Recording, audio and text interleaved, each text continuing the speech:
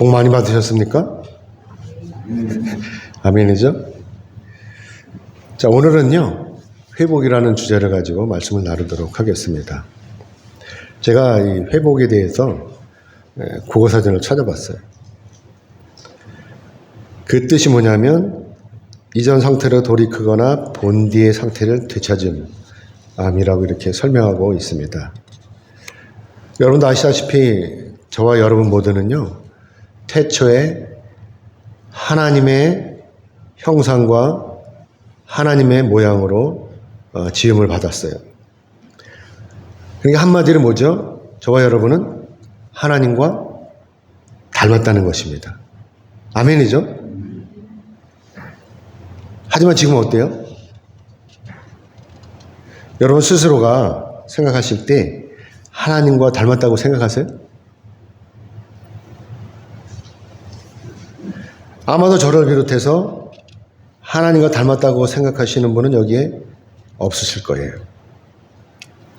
왜냐하면 우리는, 저와 여러분은 이미 하나님으로부터 버림을 받았기 때문이다 라고 하는 것입니다. 아담이 지은 죄로 말미암아서 우리 안에 있던 이 하나님의 형상과 하나님의 모양이 다 깨어져 버렸다고 하는 것입니다. 그래서 우리가 에덴 동산에서 쫓겨나서 이렇게 하나님으로부터 저주를 받은 이 땅에서 고생하면서 살고 있는 거예요. 사랑하는 여러분, 그러면 이제 우리 어떻게 해야 되죠? 그냥 아무 생각 없이 아무렇게나 되는 대로 그냥 살면 됩니까? 지금까지 살아온 대로? 아니면 어떻게든지 우리가 하나님 앞에 매달려서 하나님의 형상과 하나님의 모양을 다시 회복해야 되냐 하는 것입니다. 여러분 어떻게 생각하세요? 회복해야 되겠죠? 누가복음 24장 13절 이하의 말씀을 보면 예수님께서 부활하시던 날 두 제자가 예루살렘으로부터 25리쯤 떨어져 있는 이 엠마오로 가고 있었습니다. 이들은 그동안 자기들이 겪은 그 일들을 이야기하면서 가는 중이었죠. 그런데 이때 부활하신 예수님께서 이들 앞에 나타나신 것입니다. 그리고 같이 가시는 것입니다. 넘겨주세요. 이렇게 가시는 중인 것입니다. 하지만 이들은요, 제자들은 예수님을 알아보지 못했어요. 물론 성경에서는 이때 이들이 예수님을 알아보지 못한 이유가 이들의 눈에 가려져 있었기 때문이라고 이렇게 말씀하고 있습니다. 물론 저는 왜 그랬는지 저는 모르겠어요. 왜 가려졌는지. 짐작은 하죠. 예수님이 가렸으니까. 이렇게 짐작은 하지만 모르는 거예요. 아무튼 이때 제자들이 걸어가면서 나눈 대화는 뭐냐? 바로 예수님의 죽으심, 그리고 예수님의 부활하심, 그 다음에 예수님이 없어지신 거, 사라지신 거, 이거를 얘기하면서 이야기하면서 이제 가는 중이었죠. 그런데도 이때 옆에 예수님이 함께 가시는데도 이들은 예수님을 알아보지 못한다고 하는 것이죠.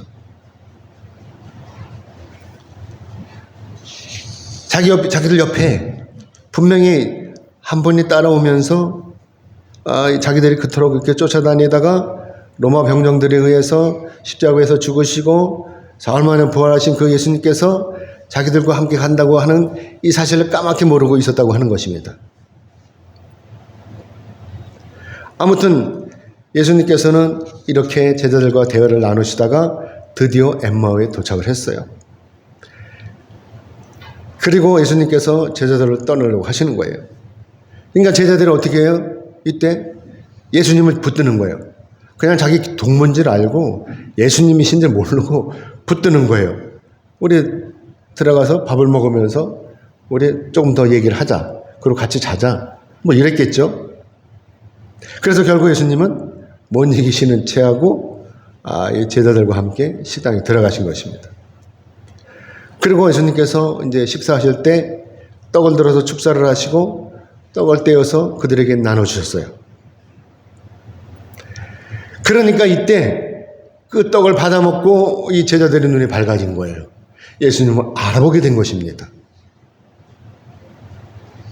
그런데 이게 순간인 거예요. 그것도 순간인 거예요. 이제 딱 알아보는 순간 예수님이 안 보이시는 거예요. 사라지신 거예요. 저도 너무나 아쉬웠어요. 이제 예수님인 줄 알아봤는데 예수님이 안 계시는 거예요. 그러니까 이렇게 떠드는 거죠. 넘겨주세요. 누가복음 24장 32절의 말씀인데 우리 같이 읽어보겠습니다. 시작. 그들이 서로 말하되 길에서 우리에게 말씀하시고 우리에게 성경을 풀어주실 때에 우리 속에서 마음이 뜨겁지 아니하더냐 하고. 아멘. 사랑하는 여러분, 이게 무엇을 의미하는 것이죠? 이들이 예수님과 대화를 나누다가 자기들도 모르는 사이에 성령의 역사하심을 느꼈던 거예요. 뜨거워졌다는, 가슴이 뜨거워졌다 그러잖아요. 마음이, 자기 속에서부터 마음이 뜨거워졌다고 하는 것이잖아요. 그렇죠? 이들은 그것이 무엇인지도 모른 채 이들이 이때 성령의 역사를 체험했다고 하는 것입니다. 그래서 이들이 더 이상 엠마오에 머물 수가 없는 거예요.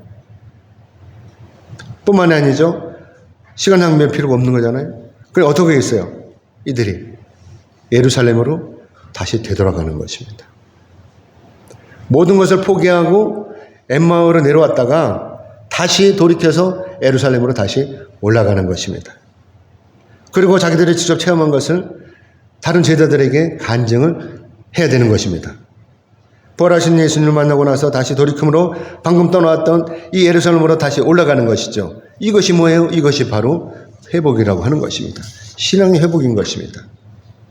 우리가 이 땅에 살아가면서 정말 포기했을 때 그때 주님을 만나는 거예요. 어떻게? 기도하면. 그럼 우리 신앙이 회복이 되는 것입니다. 오늘 본문 1절의 말씀 보면 아볼로가 고린도에 머물 때 바울이 윗지방으로 다녀 에베소에 와서 어떤 제자들을 만났다라고 이렇게 말씀하고 있습니다. 자, 그러면 여기서 누가 누누에 아볼로가 고린도에 있을 때 바울이 에베소에 왔다고 이렇게 말씀하고 있는 것입니까? 그것은 바로 앞에 사도행전 18장 24절 25절의 말씀 보면 우리가 잘 알 수가 있습니다. 넘겨주세요.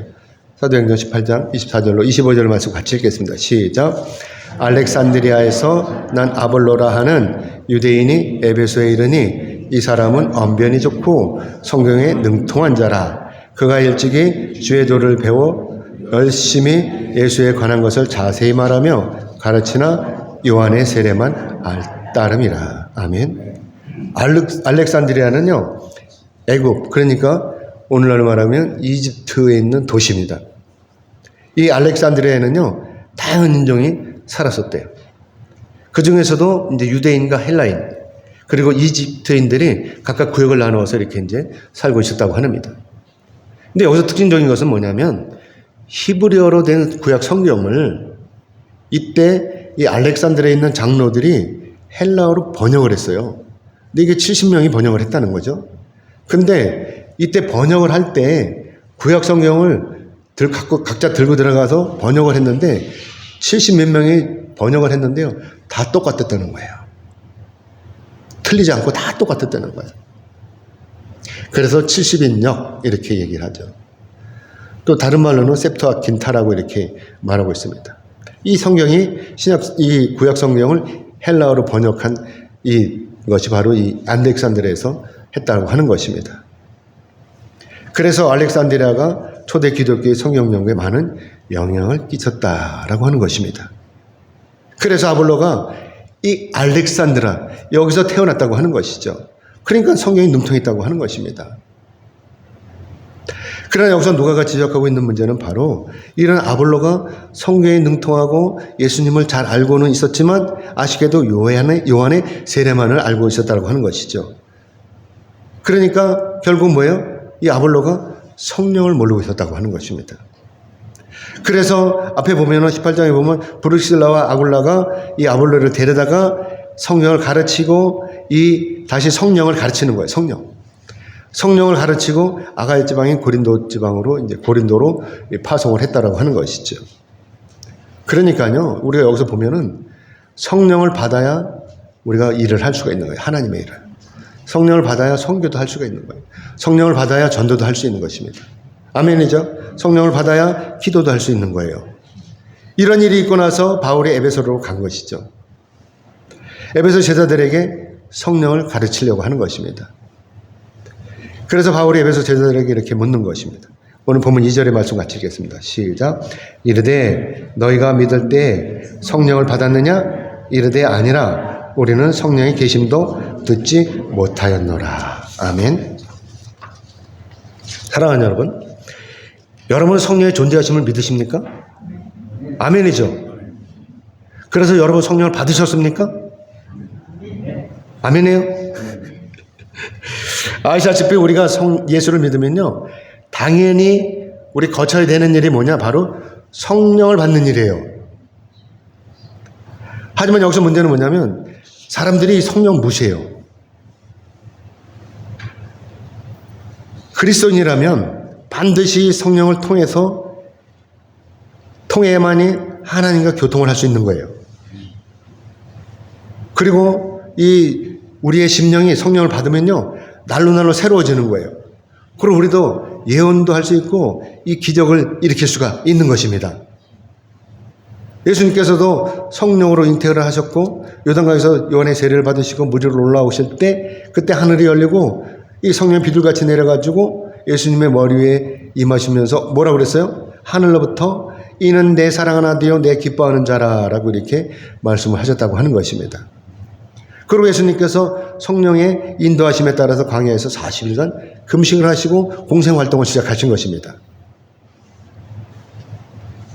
그리고 또 사도행전 2장 1절의 말씀을 보면 오순절날 120명의 문도들이 마가 다락방에 모여갖고 기도할 때 이때 성령이 강림하셨다고 하는 것입니다. 그렇기 때문에 성령이 이렇게 교회를 탄생시키시고 교회를 보호하시고 교회를 성장시키시고 또 우리로 하여금 복음의 사명을 감당할 수 있도록 도와주신다라고 하는 것입니다.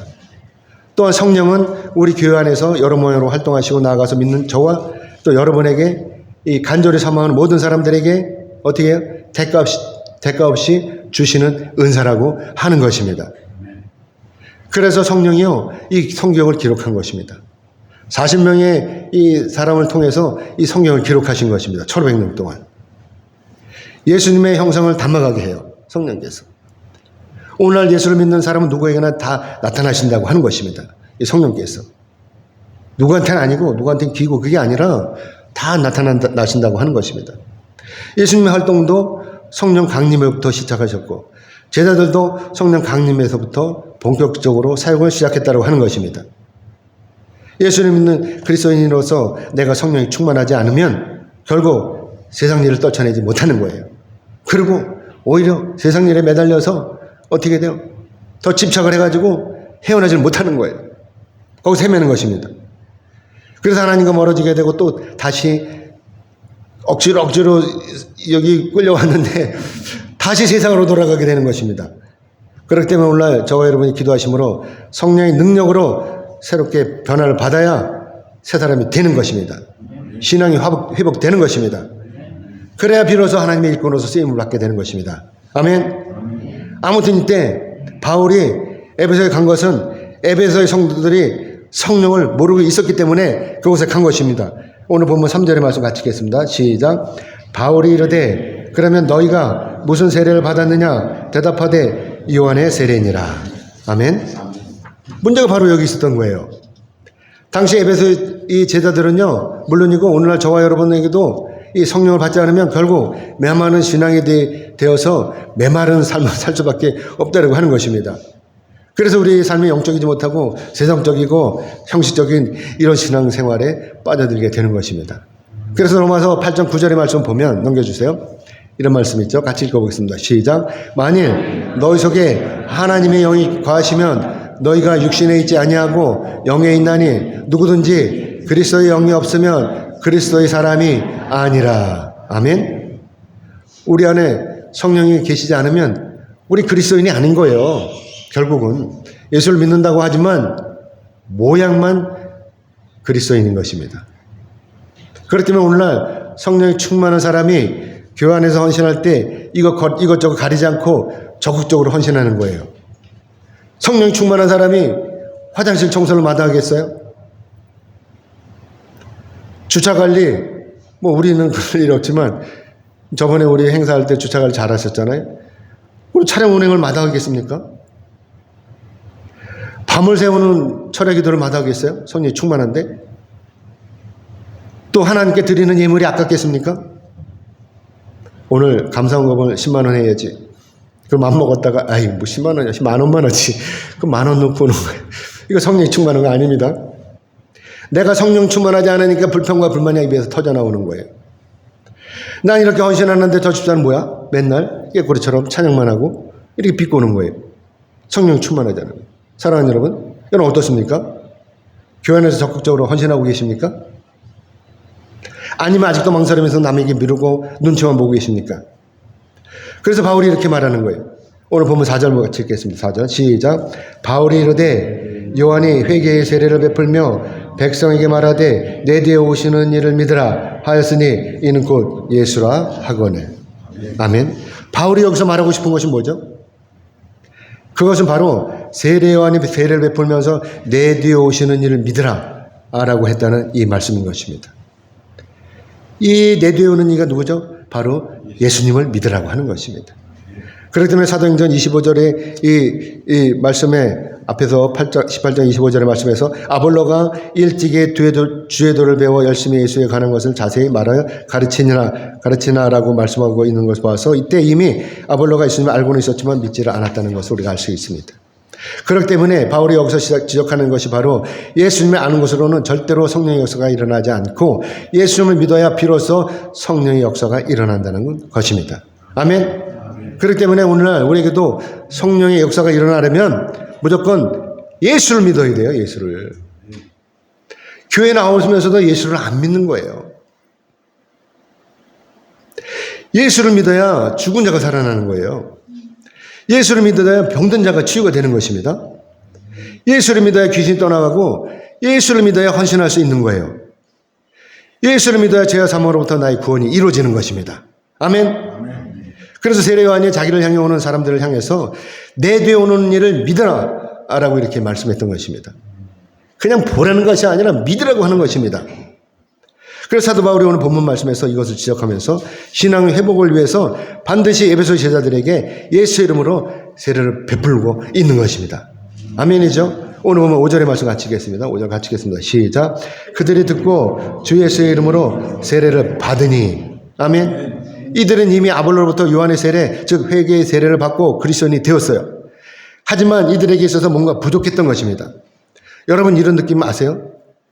예수를 믿고 열심히 교회에 나오긴 하는데, 그런데 열심히 예배에 참석을 하는데 그런데도 뭔가 부족한 거예요.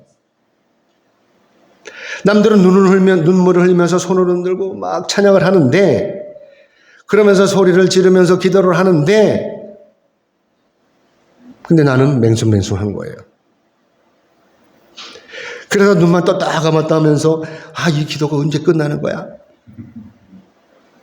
라고 하면서 시계만 자꾸 쳐다보는 것입니다. 그래서 기도 시간만 되면 왠지 지루하고 도망가고 싶어지는 거예요.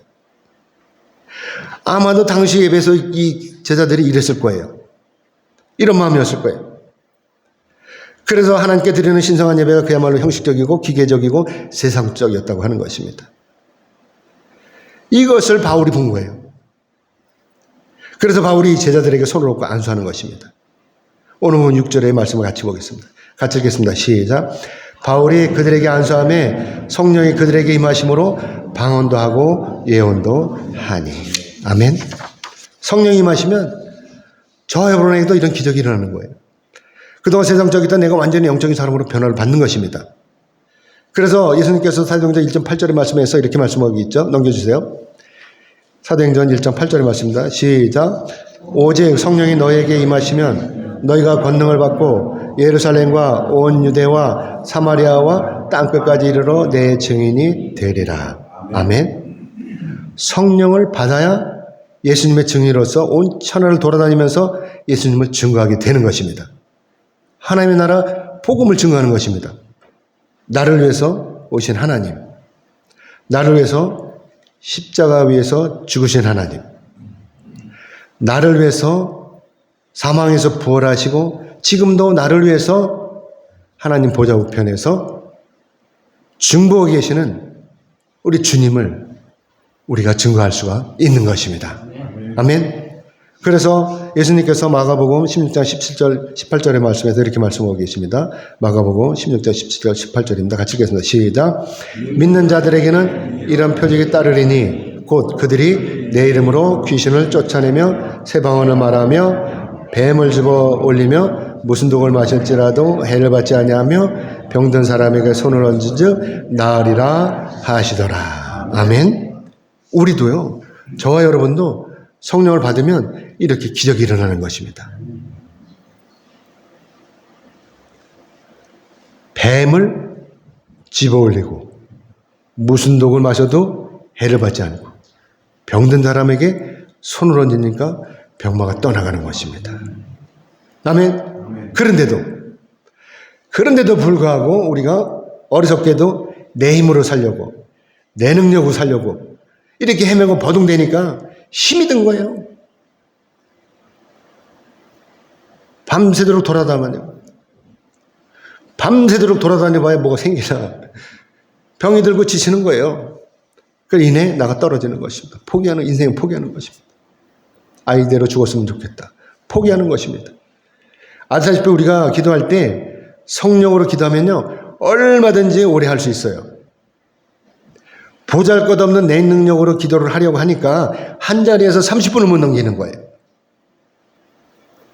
여러분도 오늘 당장 기도하시면 성령을 받아보세요. 그러면 여러분에게도 방언이 터지는 거예요. 방언 터지면 어떻게 되는지 아세요?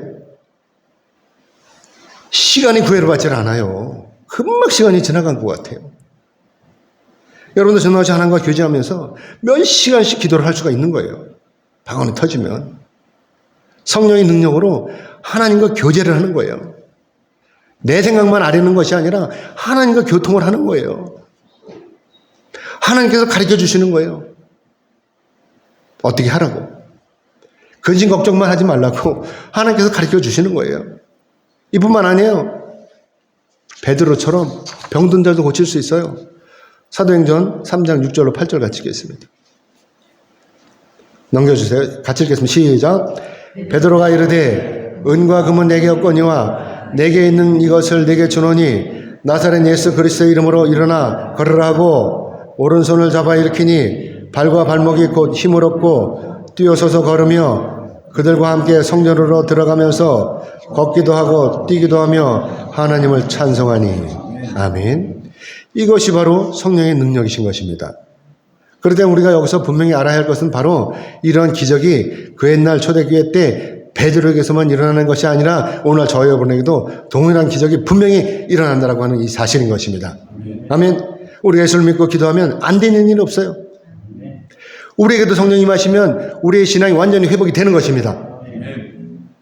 그동안 나에게 영적으로 메말린 것들이 있어서 그래서 내가 죽을 것만 같았었는데, 그런데 내가 날마다 하나님 앞에 엎드 기도하니까 자비로우신 하나님께서 나에게 성령을 선물로 주시는 것입니다. 그러니까 내가 완전히 성령의 능력으로 말미암아서 이 신앙이 회복되는 것입니다. 그래서 내가 하나님의 사람으로 다시 태어나서 그동안 나를 엄습해오던 이 두려움들이 모두가 다 떠나가게 되는 것입니다. 그래서 쓰신 예수님을 이 십자가에 매달고 예수님을 떠났던 제자들에게도 성령이 임하시니까 어떻게 돼요? 제자들이 모두 주님께로 다시 돌아오는 것입니다. 그리고 나아가서 당당히 이들이 어떻게 돼요? 세상에 나가서 복음을 증거하다가 붙들려서 당당히 순교도 하는 것입니다. 아멘. 그래서 사도행전 7장 59절로 60절을 우리 같이 보겠습니다. 같이 읽겠습니다. 시작. 그들이 돌로 스데반을 치니 스데반이 부르짖어 이르되 주 예수여 내 영혼을 받으시옵소서 하고 무릎을 꿇고 극에 불러 이르되 주여 이 죄를 그들에게 돌리지 마옵소서 이 말을 하고 자니라. 아멘. 스데반은 집사입니다. 사도가 아니에요. 집사예요. 사도들이 뽑은 집사입니다. 일하라고 뽑은 집사인데 이 스데반도 복음을 증거하다가 붙들려서 유대인들한테 돌에 맞아 죽어요. 돌에 맞아 죽으면서도 뭐라 그래요? 주여 이 죄를 그들에게 돌리지 마옵소서 라고 하면서 돌에 맞아 죽는 것입니다. 이게 얼마나 아름다운 신앙입니까? 우리가 성령을 받으면요 이런 신앙이 회복이 되는 것입니다. 죽음이 두렵지 않은 거예요. 그동안 두렵게만 느껴지던 이 세상이 하찮게 보이는 것입니다. 남의 일로만 느껴지던 그 하나님의 나라가 이제 나의 사건이 되는 거예요. 그래서 스데반처럼 우리도 순교할 수 있는 것입니다. 그래서 하나님의 능력이 위대하신 것입니다. 아멘. 이제 말씀 뵙겠습니다. 하나님께서는요, 우리가 변하기를 원하십니다. 사도 바울은 나름대로 철저한 유대인이었습니다. 그래서 유대인들이 스데반을 처형할 때 이때 그곳에 같이 있었어요. 그리고 다메섹에 있는 그리스도인들을 잡으러 갈 정도로 아주 열심이었습니다. 그런 그가 다메섹의 도상에서 예수님을 만나고 성령의 충만한 이 주의 종으로 변하여 죽음도 마다하지 않고 세상을 누비면 진정한 복음의 전도자가 되었던 것입니다. 바울은 전도하다가 유대인들에게 걸려서 죽을 것보다 수없이 넘겼습니다. 그러나 그럼에도 불구하고 바울은 넘어지지 않았어요. 오히려 자신에게 맡겨진 이 복음의 사명을 끝까지 다 감당을 했다고 하는 것입니다. 만약에 바울이 사적인 자기 일을 했더라면 아마도 사람들은 절대로 바울을 존경하지 않았을 것입니다. 하지만 바울은 어떤 경우라 해서라도 하나님께 충성을 했고 마지막으로는 로마의 감옥에서 자신의 신앙을 이렇게 고백하고 있는 것입니다. 넘겨주세요. 디모데후서 4장 6절 7절의 말씀 우리 같이 읽겠습니다. 디모데후서 4장 6절로 7절의 말씀 같이 읽겠습니다. 시작. 전제와 같이 내가 벌써 부어지고 나의 떠날 시각이 되어 가까웠도다. 나는 선한 싸움을 싸우고 나의 달려갈 길을 마치고 믿음을 지켰으니 이제 후로는 나를 위하여 의의 멸관이 예비되었으므로 주 곧 의로우신 재판장이 그날에 내게 주실 것이며 내게만 아니라 주의 나타나심을 사모하는 모든 자에게도니라. 아멘. 여기서 전제는요, 유대인들의 제사 지내는 하나님께서 주신 제사 4대 제사 방법 중에 하나예요. 이 전제라고 하는 것은 번제물에 부어지는 포도주를 이야기하는 것입니다. 이 전제가. 그렇기 때문에 우리가 여기서 자신이 전제와 같이 부어졌다라고 하는 이 말씀은 자신의 사명, 즉 복음의 사역이 드디어 끝났다라고 하는 것입니다. 그래서 그동안 깨어져 있던 하나님의 형상을 이 성령의 능력으로 회복할 수 있었다는 것을 의미하는 것입니다. 바울은 오로지 하나님의 복음만을 위해서 평생을 바친 사람입니다. 그래서 자기가 이 복음이 자기가 포도주처럼 전제처럼 부어졌다는 것입니다. 얼마나 거룩한 아름다운 이 표현입니까? 그래서 바울이 기도한다는 거예요. 장차 주님과 함께 천국에 가서 의의 멸관을 받겠다고 하는 것입니다. 이것을 기대한다는 것입니다. 자기뿐만 아니라 하나님의 사명을 또 하나님을 사모하는 주님을 사모하는 모든 사람들에게 이런 기대를 안겨주는 것이죠. 저와 여러분도 마찬가지로 하나님께서 주시는 그 의의 멸관을 받기 위해서 달려가야 될 것입니다. 사랑하는 여러분, 바라옵기는 여러분도 성령 충만을 받으시기를 원합니다. 여러분에게도 성령이 임하시면 여러분의 신앙과 여러분 안에 있는 하나님의 형상이 모두 회복되는 것입니다. 그러면 저와 여러분 무엇이든지 할 수가 있는 것입니다. 나를 바꿀 수가 있는 거예요. 지금같이 찌질이 같았던 그런 삶이 완전히 바뀌는 거예요. 하나님의 삶으로 거듭나서 아름답고 평화로운 이런 삶들을 살게 되는 것입니다. 그래서 나도 여러분도 마찬가지로 사도 바울처럼 담대히 이 하나님의 일을 감당할 수가 있는 것입니다. 아멘. 그리고 장차 다시 오실 우리 주님을 사모하면서 성령의 능력으로 말미암아 저와 여러분에게 주어진 이 사명을 잘 감당할 수가 있는 것입니다. 아멘. 그러므로 여기 계신 여러분 모두는 기도하심으로 성령 충만을 받으시기를 주님의 이름으로 축복합니다.